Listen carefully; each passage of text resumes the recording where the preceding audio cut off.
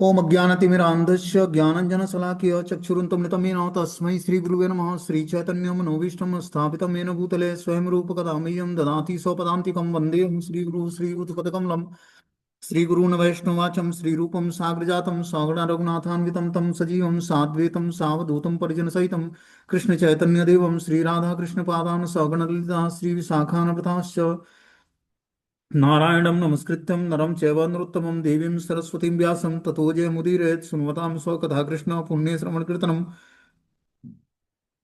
हृदयन्तस्तु भद्राणि विधनोति सरसतां नष्टप्रायेषु भद्रेषु नित्यं भागवत सेवया भगवती उत्तम श्लोके भक्तिर्भवति नैष्टिकी तदा रजस्तमो भावः काम लोभादेश्चेत एतेन रावृद्धमेस्ति तत्सत्त्वे प्रसक्ति एवं प्रसन्न मनसो भगवत भक्ति योगता भगवत तत्व विज्ञान मुक्त संगस्य जायते विद्यन्ते हृदय ग्रंथि छिद्यन्ते सर्वसंशयं क्षीयन्ते चास्य कर्माणि दृष्ट्वा एव आत्मनीश्वरे धर्म प्रोजिटोकैटप्को नत्रो परमो निर्मत्सराणं सतं वेद्यं वास्त्रमत्र वस्तु सुविदं तापत्रय उन्मूलनं श्रीमद्भागवतं प्रमाणमनं प्रेमोपमार्थो महान् श्रीचैतन्य महाप्रभु मतमिदं तत्रादरुणापर हे कृष्ण करुणा सिंधु दीनबंधु जगत्पतये गोपेश गोपिकाकांत राधाकांत नमस्तुते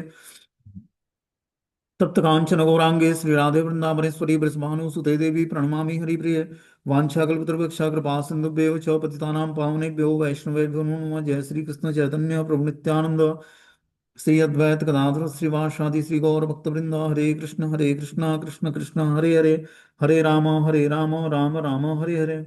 इसमें आज हम लोग को स्कंद संख्या 1 श्रीमद् भागवतम का अध्याय संख्या 10 और श्लोक संख्या 8 नंबर पढ़ना है।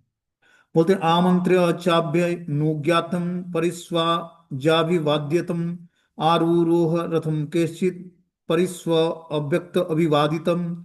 तत्पश्चात जब भगवान के ने प्रस्थान करने की अनुमति मांगी तो राजा ने अनुमति दे दी।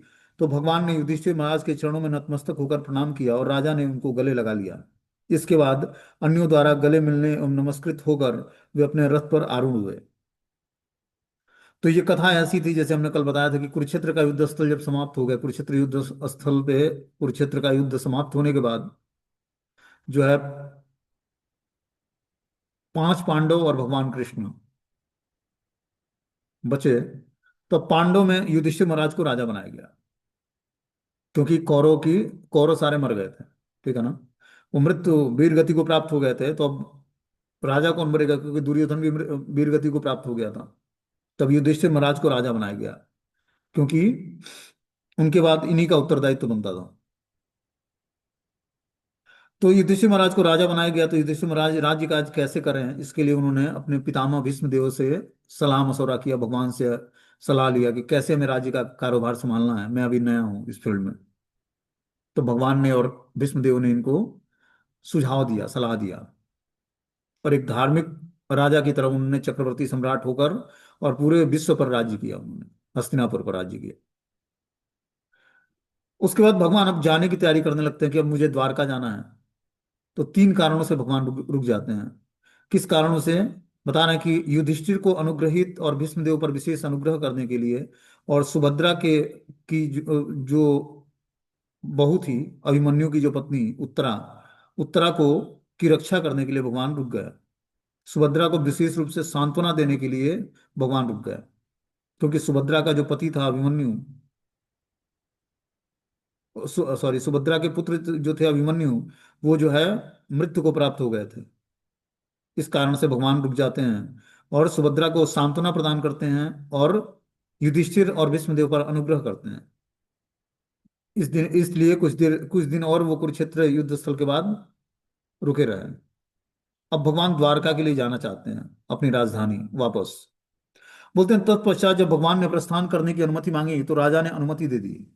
अब भगवान युधिष्ठिर महाराज राजा थे और बड़े भाई भी थे भगवान के। तो इसलिए राजा युधिष्ठिर से उन्होंने अनुमति मांगी कि अब मैं द्वारका वापस जाना चाहता हूँ।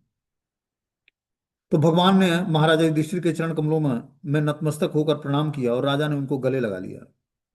इसके बाद अन्यों द्वारा गले मिलने एवं नमस्कृत होकर वे अपने रथ पर आरूढ़ हो गए। तो इस प्रकार भगवान अब क्या करते हैं, आज्ञा लेकर अपने बड़े भाई महाराजा युधिष्ठिर से उनके चरणों में नमस्कार करके प्रणाम करके उनको गले लगाकर और उसके बाद अब रथ पर आरूढ़ हो जाते हैं। बोलते हैं, सुभद्रा द्रौपदी कुंती विराट तनया तथा गांधारवी धृतराष्ट्रस्य युयुषु गौतमो यमो बिकोदरस्य धौम्यश्च स्त्रियो मृत्यस्य सुतादयम् न से हिरे बिहु हंत विरहम सांग धन्वनः। उस समय सुभद्रा, द्रौपदी, कुंती, उत्तरा, गांधारी, धृतराष्ट्र, युत्सु, कृपाचार्य, नकुल, सहदेव, भीष्मसेन, धौम्य और सत्यवती सभी मूर्छित से हो गए, क्योंकि भगवान कृष्ण का वियोग सह पाना उन सबों के लिए असंभव था।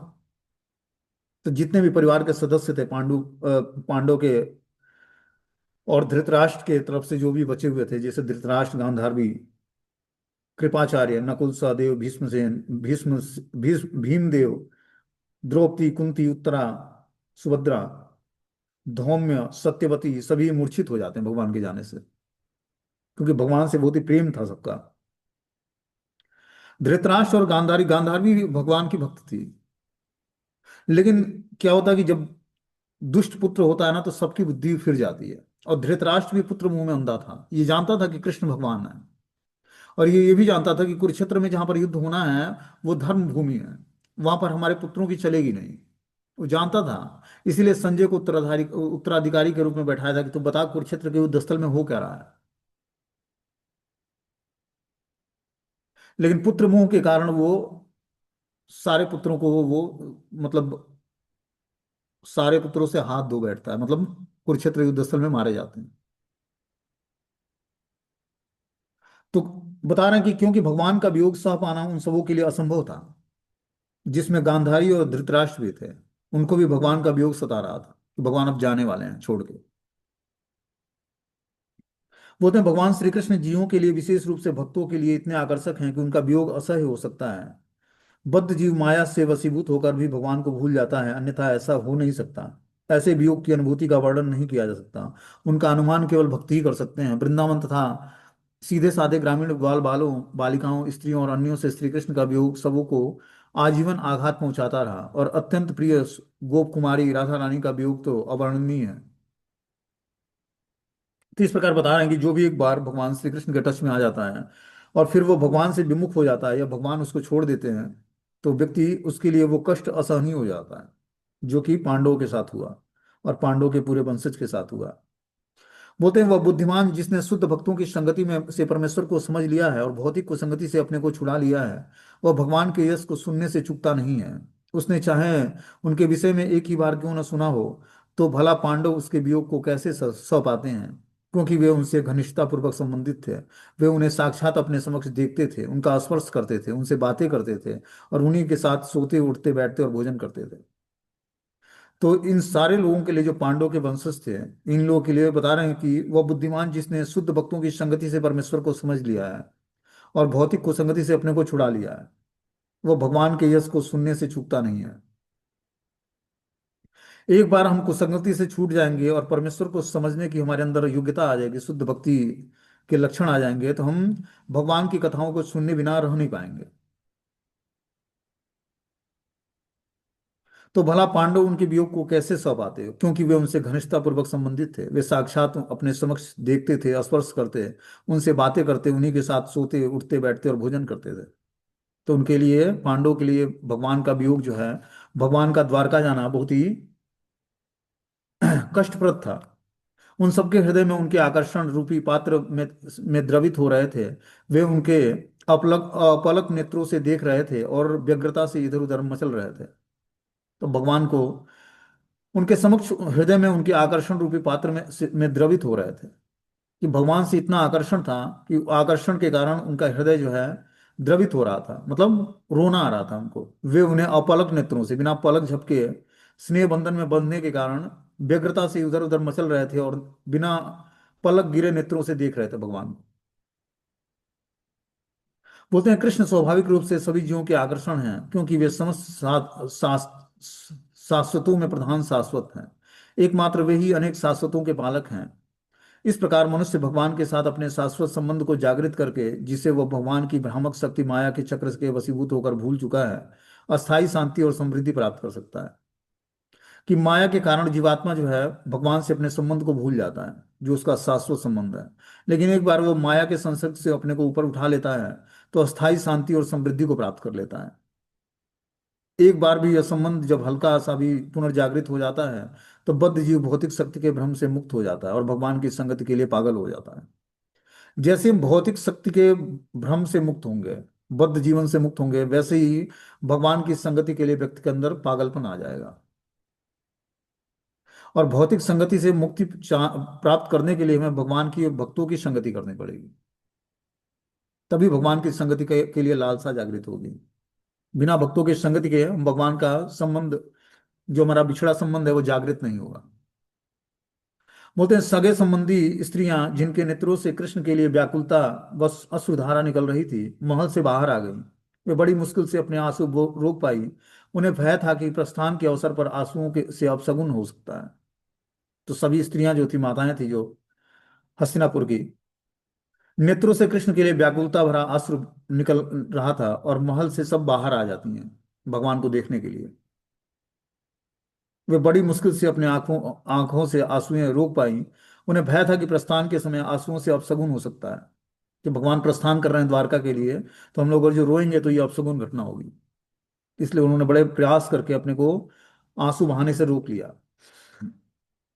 हस्तिनापुर के राजमहल से भगवान के प्रस्थान समय उनके सम्मान में विभिन्न प्रकार के ढोल, यथा मृदंग, ढोल, नगाड़े, दुदुम्बी और इस तरह के की बंसियां, वीणा, गो मुख, भेरियां एक साथ बज उठे। अब जो हस्तिनापुर का राजमहल था, उसमें अनेक जो है वाद्य यंत्र बजने लगे भगवान के विदाई में, कि भगवान हस्तिनापुर से द्वारका के लिए प्रस्थान करने वाले हैं। भगवान को देखने की प्रेममय इच्छा से कुरुओं की राजवंशी स्त्रियां राजमहल की छत पर चढ़ गए और स्नेह तथा लज्जा से युक्त हंसती हुई भगवान पर पुष्पों की वर्षा करने लगी। अब भगवान जाने के लिए रथ पर आरूढ़ हो जाते हैं, तो जितने भी कुरुवंश की स्त्रियां थी, माताएं थीं, वो राजमहल की छत पर चढ़ जाती हैं और क्या करती हैं, स्नेह और लज्जा से युक्त होकर हंसती हुई भगवान पर पुष्पों की वर्षा करती हैं।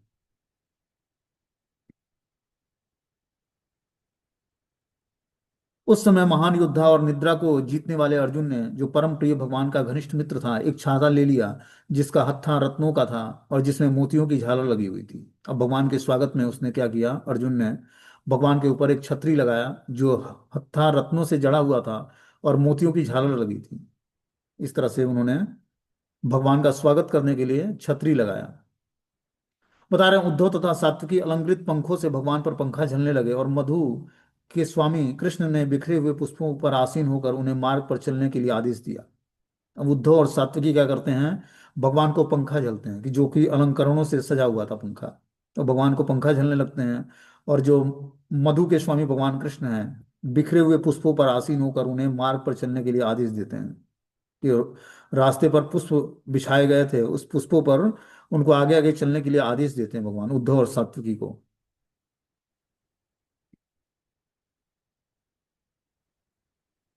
जहां तहां यह सुनाई पड़ रहा था कि कृष्ण को दिए गए आशीर्वाद न तो उनके उपयुक्त है न अनुपयुक्त है, क्योंकि वे सब उस परम पुरुष के लिए थे जो उस समय मनुष्य की भूमिका निभा रहे थे। तो भगवान के लिए बता रहे हैं कि जहां तहां यह सुनाई पड़ रहा था कि कृष्ण को दिए गए आशीर्वाद न तो उनके उपयुक्त है न अनुपयुक्त है, कि जो बड़े बूढ़े लोग थे, कृष्ण को आशीर्वाद दिया उन्होंने, तो उनके लिए जो परम पुरुष हैं, भगवान हैं, उनके लिए कृष्ण मतलब उनके लिए जो कोई आशीर्वाद दे या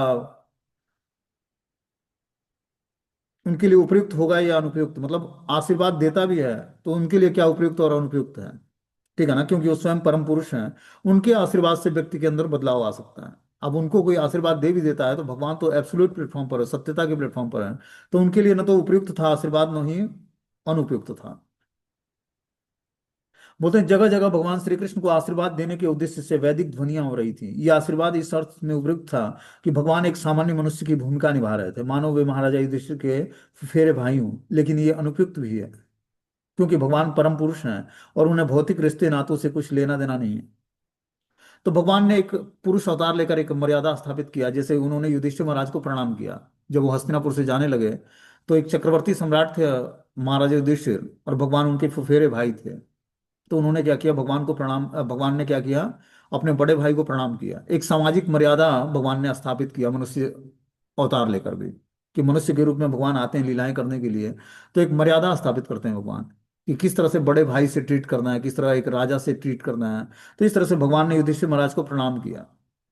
और उनसे आदेश लिया कि हमें अब द्वारका के लिए जाना है। बोलते हैं, चुने हुए छंदों से जिनकी स्तुति की जाती है, ऐसे भगवान के दिव्य गुणों के विचार में डूबी हस्तिनापुर के सभी घरों की छतों पर चढ़ी हुई स्त्रियां उनके विषय में बातें करने लगी। ये बातें वैदिक स्रोतों से कहीं कहीं अधिक आकर्षक थी। इस तरह का जो माताएं थी हस्तिनापुर की, उन्होंने भगवान की जो चुने हुए छंदों से जिनकी स्तुति की जाती है, ऐसे भगवान के दिव्य गुणों के विचार में डूब गई। कि भगवान के जो क्रियाकलाप थे, जिन्होंने उन माताओं ने देखा था हस्तिनापुर में भगवान के रहते रहते, उस क्रियाओं और विचारों में डूब गई सारी माताएं। और हस्तिनापुर के सभी घरों की छतों पर चढ़कर स्त्रियां उनके विषय में ही बातें करने लगी। ये बातें वैदिक स्रोतों से कहीं अधिक आकर्षक थी, क्योंकि वो भगवान के नाम रूप गुण लीलाओं का गुणगान करने लगी। बोलते भगवत गीता में कहा गया कि समस्त वैदिक वांग्मय का लक्ष्य पूर्ण पुरुषोत्तम भगवान श्री कृष्ण है। वस्तु भगवान का यशोगान वेदों, रामायण और महाभारत जैसे ग्रंथों में अंकित है। और भागवतम में तो विशेष रूप से परमेश्वर का यशोगान हुआ है।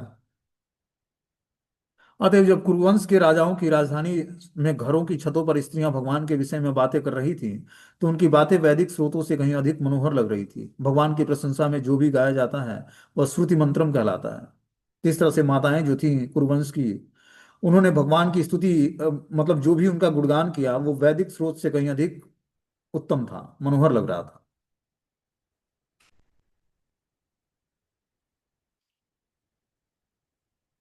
बोलते हैं, वे कहने लगी कि जैसे हमने निश्चित रूप से स्मरण है, यही है वे जो आदि परमेश्वर हैं। प्रकृति के गुणों की व्यक्त सृष्टि के पूर्व वे ही अकेले विद्यमान थे। क्योंकि वे परमेश्वर हैं, अतः वे सारे जीव उन्हीं में लीन होते हैं, मानो रात्रि में सोए हुए हों और उनकी शक्ति रुक गई हो।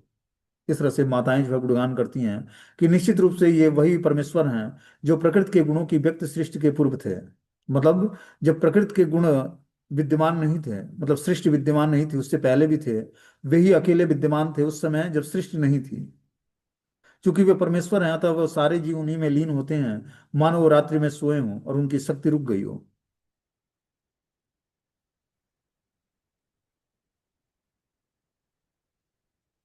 तब भगवान ने अपने अंश स्वरूप जीवों को नाम तथा रूप प्रदान करने की इच्छा से इस भौतिक प्रकृति के मार्गदर्शन के अंतर्गत कर दिया। उनकी ही अपनी शक्तियों से भौतिक प्रकृति को पुनः सृष्टि करने की के लिए अधिकृत कर दिया है। तो इस तरह से माताएं भगवान का गुणगान करती हैं। स वे भूयो निज वर्ग चोदिताम स्व जीव माया प्रकृति शिक्षतिम अना अनाम रूपात्मन मणि रूप नामनि विदित्य समानो अनु स्वसार शास्त्रकृत। तब भगवान ने अपने अंश रूपों जीवों को नाम तथा रूप प्रदान करने की इच्छा से इस भौतिक प्रकृति के मार्गदर्शन के अंतर्गत कर दिया। तो भौतिक प्रकृति के मार्गदर्शन के अंतर्गत जीवों को करने का क्या मतलब है? कि भगवान जब सृष्टि का अगर निर्माण करते हैं भौतिक प्रकृति का, तो अपने नाम और रूप प्रदान करने की इच्छा से इस भौतिक प्रकृति के मार्गदर्शन के अंतर्गत कर देते हैं हर जीवात्मा को। और हर जीवात्मा जो है भौतिक प्रकृति के अंतर्गत आ जाता है। और भगवान के नाम और रूप और उसको नाम और रूप प्रदान करते हैं भगवान उसकी इच्छा के अनुसार। उनकी ही अपनी शक्ति से भौतिक प्रकृति को पुनः सृष्टि करने के लिए अधिकृत कर दिया जाता है। भगवान अपनी ही शक्तियों से क्या करते हैं, इस भौतिक प्रकृति को कि सृष्टि करने के लिए अधिकृत करते हैं लोगों को। जैसे ब्रह्मा जी को क्या करते हैं, भगवान राइट्स प्रदान करते हैं जिससे वो सृष्टि का क्रिएशन कर सकें। किस कारण से? भौतिक प्रकृति के द्वारा। भगवान समस्त बीजों के अधिपति हैं, मतलब समस्त बीज भगवान से ही प्रकट होते हैं सूक्ष्म रूप में। और इस सृष्टि को गर्भस्थ करते हैं भगवान, और फिर से जो भौतिक प्रकृति को गर्भस्थ करते हैं, फिर भौतिक प्रकृति से सब कुछ उत्पन्न होता है। बोलते हैं कि स वा अयम यद पद मत्र सूर्यो जितेन्द्रियम निजित मात ईश्वर पश्यन्ति भक्त्या उक्कलितात्म लात्मनः नन वेश्व सत्वम परिमाष्ट मर्हति। वे ही पूर्ण पुरुषोत्तम भगवान हैं जिनके दिव्य रूप का अनुभव बड़े बड़े भक्तों द्वारा किया जाता है, जिन्होंने सुदृढ़ भक्ति के द्वारा तथा जीवंत एवं इंद्रियों पर पूर्ण संयम द्वारा भौतिक चेतना से पूर्ण रूप से विशुद्ध हो चुके हैं तथा अस्तित्व को विमल बनाने की यही एकमात्र मार्ग है। बता रहे हैं कि ये वही पूर्ण पुरुषोत्तम भगवान हैं जिनके दिव्य रूप का अनुभव बड़े बड़े भक्तों द्वारा किया जाता है। ये स्त्रियां गुणगान करती हैं भगवान की कि भगवान यही पूर्ण पुरुषोत्तम भगवान कृष्ण हैं जिनके दिव्य रूप का अनुभव बड़े बड़े भक्तों के द्वारा किया जाता है। जो बड़े बड़े भक्त हैं, भगवान के शुद्ध भक्त हैं, उनके द्वारा इनको दिव्य रूपों का अनुभव किया जाता है। उनके द्वारा उन्होंने सुदृढ़ भक्ति द्वारा तथा जीवन एवं इंद्रियों को पूर्णतः संयमित द्वारा भौतिक चेतना से पूर्ण रूपेण विशुद्ध हो चुके हैं, और अस्तित्व को विमल बनाने का यही एकमात्र मार्ग है। तो अस्तित्व को विमल बनाने का क्या मार्ग है? सुदृढ़ भक्ति द्वारा जीवन एवं इंद्रियों को पूर्ण संयमित करके भौतिक चेतना से विशुद्ध हुआ जाए। तब जाकर हम अस्तित्व को विमल बनाने की एकमात्र विधि यही है कि हम अपनी भौतिक चेतना को विशुद्ध कर लें, मतलब शुद्ध कर लें। कैसे? जीवन और इंद्रियों पर पूर्ण संयम बरत कर और सुदृढ़ भक्ति के द्वारा। ऐसा करके ही हम अपने अस्तित्व को विमल बनाएंगे और पूर्ण पुरुषोत्तम भगवान के दिव्य रूपों को जान पाएंगे। और ऐसे ही भक्त जो है भगवान के शुद्ध भक्त कहलाते हैं, जिन्होंने अपने सुदृढ़ भक्ति के द्वारा जीवन और इंद्रियों को पूर्ण संयमित कर लिया और भौतिक चेतना से भी शुद्ध हो चुके हैं।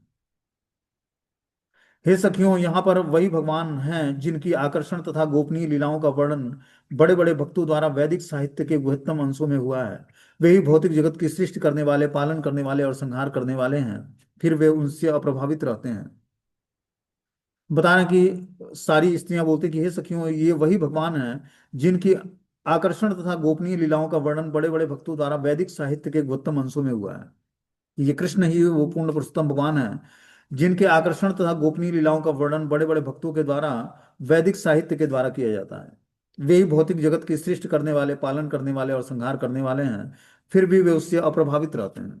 तो भगवान ही सृष्टि, स्थिति और प्रलय करते हैं, लेकिन उससे लिप्त नहीं होते हैं। गुरु के द्वारा सात्विक गुणों को धारण करके भगवान पालन करते हैं, राजसी गुणों को धारण करके ब्रह्मा के रूप में वो क्रिएशन करते हैं, और तामसिक गुणों को धारण करके भगवान शिव के रूप में वही संहार करते हैं, लेकिन गुणों से अप्रभावित रहते हैं। जब भी राजा तथा प्रशासक तमोगुण में स्थिर पशुओं की तरह रहते हैं, तो भगवान अपने दिव्य रूप में अपनी परम शक्ति सत्य ऋतु को प्रकट करते हैं और श्रद्धालुओं पर विशेष दया दिखाते हैं, अद्भुत कार्य करते हैं और विभिन्न कालों और युगों के में आवश्यकता अनुसार विभिन्न दिव्य रूप प्रकट करते हैं। तो भगवान क्या करते हैं? इस तब भी राजा तथा प्रशासक तमोगुण में स्थिर पशुओं की तरह रहते हैं, तो भगवान अपनी दिव्य रूप से अपनी परम शक्ति सत्य ऋतु और प्रकट करते हैं और श्रद्धालुओं पर विशेष दया दिखाते हैं। लेकिन जो राजा या प्रशासक होते हैं वो तमोगुण में स्थिर होकर पशु की तरह व्यवहार करते हैं। लेकिन भगवान अपने दिव्य रूप से अपनी परम शक्ति और सत्य ऋतु को प्रकट करते हैं। भगवान क्या करते हैं? भगवान किसी गुणों से प्रभावित नहीं होते हैं। लेकिन जो प्रशासक या राजा होता है वो तमोगुण में स्थिर होकर पशुओं की तरह व्यवहार करता है लोगों से। ठीक है ना? अपने प्रशासनिक कार्य के द्वारा लोगों को प्रताड़ित करता है वो, इसलिए वो तामसिक कार्य करता है। लेकिन भगवान ऐसा नहीं करते। भगवान परम शक्ति के द्वारा प्रकट करते हैं सबको और श्रद्धालुओं पर विशेष दया करते हैं। जो भगवान के प्रति श्रद्धा रखता है उस पर भगवान विशेष दया करते हैं। और भगवान अद्भुत कार्य करके विभिन्न कालों और युगों में आवश्यकता अनुसार विभिन्न दिव्य रूप प्रकट करते हैं। और दिव्य रूप प्रकट करके क्या करते हैं? लोगों को, लोगों पर कृपा करते हैं और अद्भुत कार्य करते हैं। अगले गुणगान में बोलते हैं कि ओह यदुवंशी कितना यशस्वी है, कि मथुरा की भूमि कितनी पुण्यवती है, तथा समस्त जीवों के परम नायक लक्ष्मीपति ने जन्म लिया है और अपने बचपन में विचरण किया है। माताएं बोलती हैं कि यदुवंश कितना यशस्वी है और मथुरा की भूमि कितनी पुण्यवती है, जहाँ समस्त जीवों के परम नायक लक्ष्मीपति ने जन्म लिया और अपने बाल बचपन में विचरण किया था।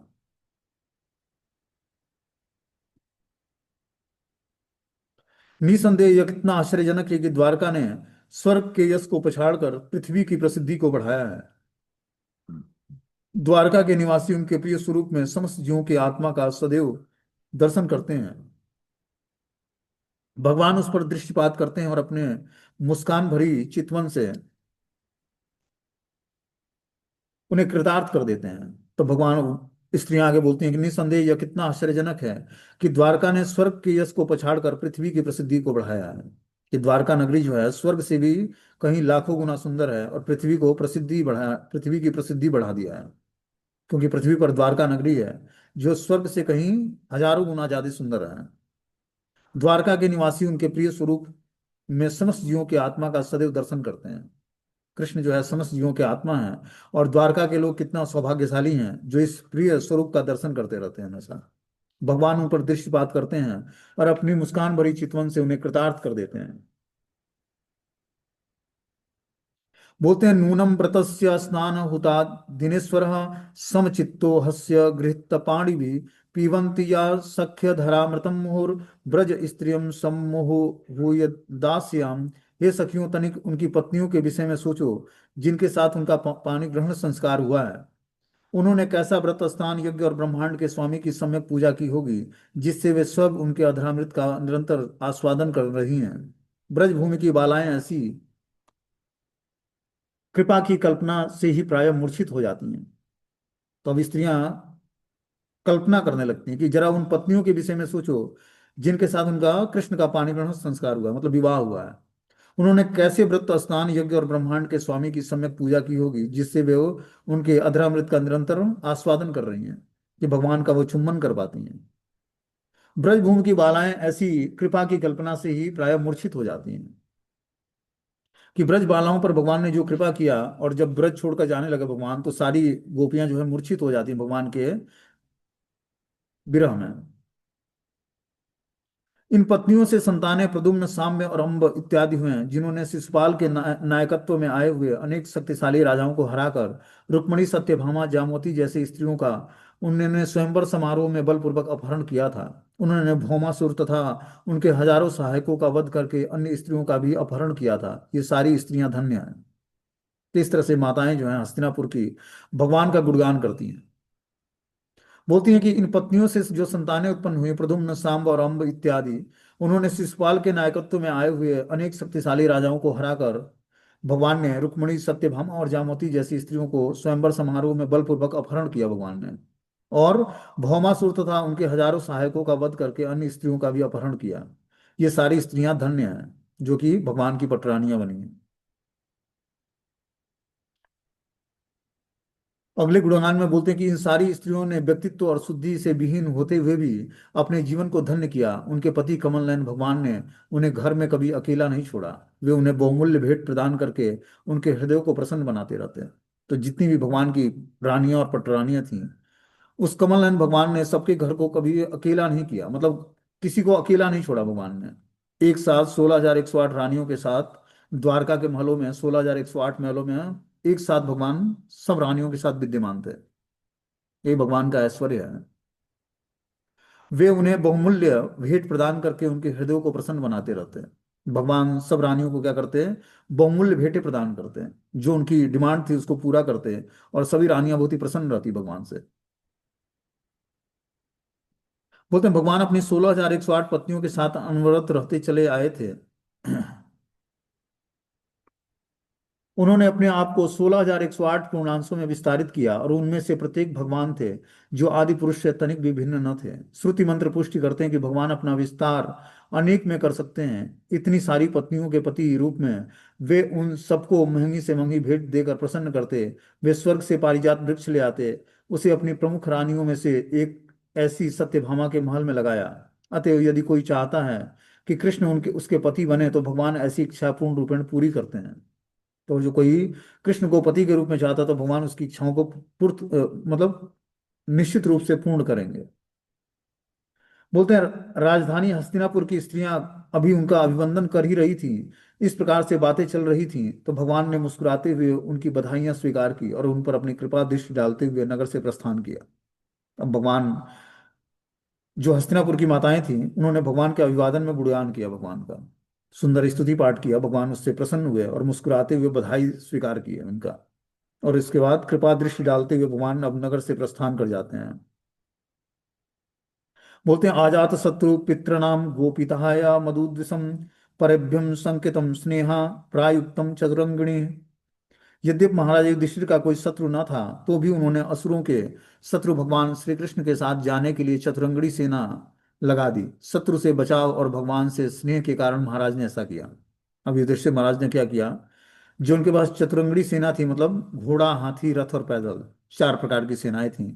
कुछ घुड़सवार थे, कुछ हाथी पर सवार थे, कुछ रथ पर जाने वाले लोग थे, और कुछ पैदल सेना थी।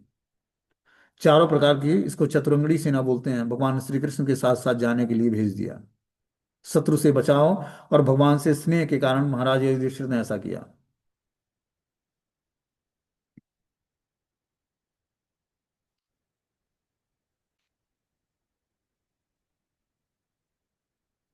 भगवान श्री कृष्ण के प्रति प्रगाढ़ स्नेहवश कुरुवंश पांडव उन्हें विदा करने के लिए उनके साथ काफी दूर तक गए। वे भावी विक्षोभ के कारण विचार से अभिभूत थे, किंतु भगवान ने उनसे घर लौट जाने का आग्रह किया और स्वयं अपने प्रिय संगियों के साथ द्वारका के लिए रवाना हो गए।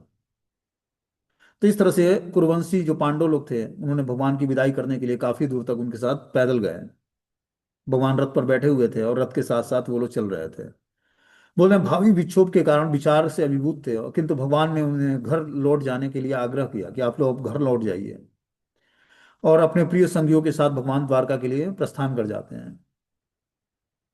हे सौनक ऋषि, जब भगवान कुरुजांगल पांचाल सुरसेन यमुना के तटवर्ती प्रदेश ब्रह्मावर्त कुरुक्षेत्र मत्स्य सरस्वत्या मरु प्रांत और जल के अभाव वाले भाग से होते हुए आगे बढ़े, इन प्रांतों को पार करने के बाद वे सौवीर और आवीर प्रांत पहुंचे, और अंत में इन सबके पश्चिम की ओर स्थित द्वारका पहुंच गए। तो भगवान रास्ते में हस्तिनापुर से जब चले, तो बीच में बहुत सारे क्षेत्र पड़े, जैसे कुरु जांगल प्रदेश, पांचाल, सुरसेन, यमुना का तटवर्ती प्रदेश, ब्रह्मावर्त, कुरुक्षेत्र, मत्स्य, सरस्वत्या, मरु प्रांत और जल के अभाव वाले अनेक भाग पड़े। और सबको पार करते करते भगवान सौवीर और आबिर प्रांत को पहुंचे, और उसके बाद पश्चिम में द्वारका जाकर पहुंच गए भगवान अपने राजमहल में। इन प्रांतों से होकर यात्रा करते समय उनका स्वागत किया गया और पूजा की गई, उन्हें विविध भेंट प्रदान की गई। संध्या समय सारे स्थानों पर संध्याकालीन अनुष्ठान करने के लिए भगवान अपनी यात्रा स्थगित करते, और सूर्यास्त के बाद नियमित रूप से ऐसा किया करते। तो इस तरह से कई दिनों की यात्रा करके भगवान द्वारका पहुंचते हैं। और बता रहे कि इन प्रांतों में से होकर जब जाते तो सभी लोग स्वागत करते भगवान का, और कोई पूजा करता, उन्हें विविध प्रकार की भेंट प्रदान करते, और संध्या समय सारे स्थानों पर भगवान की संध्याकालीन अनुष्ठान करने के लिए भगवान अपनी यात्रा स्थगित कर देते, कि भगवान अपनी यात्रा रोक देते, और संध्या टाइम में वहां पर स्थगित करके और अपना संध्याकालीन अनुष्ठान संपन्न करते। इस प्रकार सूर्यास्त के बाद नियमित रूप से ऐसा किया जाता है। तो हर सूर्यास्त के बाद भगवान ऐसा अनुष्ठान करने के लिए, संध्याकालीन कालीन अनुष्ठान करने के लिए रुक जाते हैं। बोलते हैं यहाँ पर यह बताया गया है कि जब भगवान यात्रा पर थे तो वे नियमित रूप से धार्मिक नियमों का पालन करते हैं। यात्रा पर भी भगवान कृष्ण जो है अपने धार्मिक नियमों का पालन करना नहीं छोड़ते हैं, जो संध्या बंदन है। ऐसा कतिपय दार्शनिक अनुमान है कि भगवान भी सकाम कर्मों को करने के लिए बाध्य हैं, लेकिन वास्तव में बात ऐसी नहीं है। वे किसी अच्छे या बुरे कर्म पर आश्रित नहीं है, क्योंकि भगवान परम पूर्ण है, अतः वे जो भी करते हैं वह सबों के कल्याण के लिए होता है। तो भगवान ने यात्रा करते समय अपने चरित्र में दिखाया कि जो संध्याकालीन अनुष्ठान करने के लिए भगवान अपनी यात्रा स्थगित कर देते और रुक जाते, और संध्याकालीन अपना अनुष्ठान पूर्ण करके फिर आगे बढ़ते। जब वे पृथ्वी पर अवतरित होते हैं तो वे भक्तों को रक्षा करने और अपवित्र अभक्तों के विनाश के लिए कर्म करते हैं। यद्यपि उनके लिए कुछ भी करना अनिवार्य नहीं है, किंतु वे सब कुछ करते हैं जिससे अन्य लोग उनका अनुगमन कर सकें। वास्तविक उपदेश की विधि यही है। मनुष्य को चाहिए कि स्वयं उचित कर्म करे और अन्यों को भी यही शिक्षा दे, अन्यथा उसका अंधाधुंध गमन कोई नहीं करेगा। वे स्वयं कर्म फलों के दाता हैं, वे आत्माराम हैं, फिर भी वह हमें शिक्षा देने के लिए शास्त्रों के अनुसार कर्म करते हैं। यदि वे ऐसा न करें तो सामान्य लोग कुमार्ग पर चले जाएंगे, लेकिन आगे चलकर जब मनुष्य भगवान की दिव्य प्रकृति को समझ जाता है तो वह उनका अनुकरण नहीं करता, यह संभव नहीं है। इस प्रकार भगवान एक पुरुष के अवतार में रूप में अवतरित हुए थे, ठीक है ना। तो इस तरह से भगवान ने अपने आचरण से दिखाया कि कैसे व्यक्ति को यात्रा करते समय भी अपने धार्मिक नियमों का किस तरह से पालन करना चाहिए। और इस प्रकार भगवान अब द्वारका में प्रवेश करते हैं। बोलते हैं मानव समाज में भगवान वही करते हैं जो सबका कर्तव्य होता है, लेकिन कभी कभी वे ऐसा महान कर्म करते हैं जो जीव द्वारा अनुकरणीय नहीं होता है। यहाँ पर लिखे अनुसार उन्हें संध्या वंदन कार्य का पालन हर जीवों को करना चाहिए, लेकिन उनके द्वारा गोवर्धन को उठाया जाना, गोपियों के साथ उनके रास का अनुकरण कर पाना संभव नहीं है। कोई सूर्य का अनुकरण नहीं कर सकता, क्योंकि वह गंदे स्थान से भी जल का शोषण कर लेता है। सर्वशक्तिमान ऐसा कुछ भी कर सकते हैं जो सबों के लिए कल्याणप्रद है, लेकिन यदि हम उनका अनुकरण करने लगे तो हम अनंत कठिनाइयों में पड़ जाएंगे। अतएव सारे कर्मों में एक अनुभवी मार्गदर्शक की अर्थात गुरु की राय लेनी चाहिए, जो भगवत कृपा से प्रत्यक्ष रूप से है। इस तरह निश्चित रूप से व्यक्ति प्रगति कर पाएगा। कि भगवान के कार्यों का अनुकरण नहीं करना हमें। भगवान ने कुछ कार्य किया, जैसे संध्या संध्या वंदन किया उन्होंने, तो ये कार्य हम कर सकते हैं, लेकिन अब भगवान ने गोवर्धन उठा लिया या गोपियों के साथ रास नृत्य किया, इसका अनुकरण हम नहीं कर पाएंगे, ये संभव नहीं है। जैसे सूर्य क्या करता है, सूर्य का अनुकरण कोई नहीं कर सकता, क्योंकि वह गंदे स्थान से भी जल का शोषण कर लेता है और पवित्र कर देता है अपनी रोशनी से, प्रभाव से। सर्वशक्तिमान ऐसा कुछ भी कर सकते हैं जो सबों के लिए कल्याणप्रद है, लेकिन यदि हम उनका अनुकरण करने लगे तो हम अनंत कठिनाइयों में पड़ जाएंगे। अतः सारे कर्मों में एक अनुभवी मार्गदर्शक अर्थात गुरु की राय लेनी आवश्यक है, कि जो भी हम कर्म करते हैं प्रॉपर गुरु के राय से, मतलब गुरु के निर्देशन में करना चाहिए। तभी हम भगवत कृपा के प्रत्यक्ष पात्र बन पाएंगे, और इस तरह निश्चित रूप से हम प्रगति कर पाएंगे। ठीक है। अब इस तरह से ये अध्याय समाप्त हो जाता है। द्वारका के लिए भगवान कृष्ण का प्रस्थान। अब जो है भगवान द्वारका में प्रवेश करते हैं। तो द्वारका में कैसे प्रवेश करते हैं, इसकी स्टोरी हम लोग कल सुनेंगे। हरे कृष्णा।